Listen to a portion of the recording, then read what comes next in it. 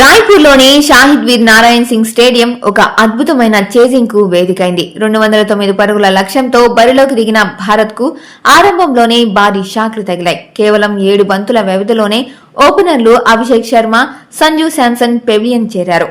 భారత్ 6 పరుగులకే 2 వికెట్లు కోల్పోయి పీకల్లోతు కష్టాల్లో ఉన్న సమయంలో ఈశాన్ కిషన్, కెప్టెన్ సూర్యకుమార్ యాదవ్ ఇన్నింగ్స్ ను భుజాలకు ఎత్తుకున్నారు. వీరిద్దరూ కివీస్ బౌలర్లను ఉతికేస్తూ కేవలం 8 ఓవర్లోనే స్కోర్ ను 100కు దాటించారు.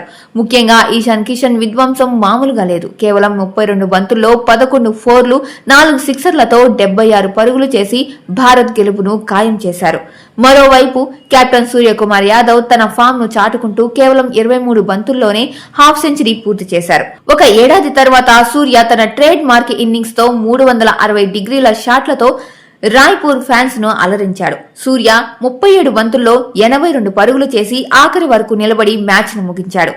అతనికి తోడుగా శివం దూబే మెరుపులు మెరిపించడంతో భారత్ కేవలం 15.2 ఓవర్లోనే 3 వికెట్లు కోల్పోయి 209 పరుగులు చేసింది. అంటే మరో 28 బంతులు మిగిలి ఉండగానే భారత్ విజయం సాధించడం విశేషం. ఈ విజయంతో భారత్ 5 మ్యాచ్ల సిరీస్ లో 2-0 ఆధిక్యాన్ని సంపాదించింది.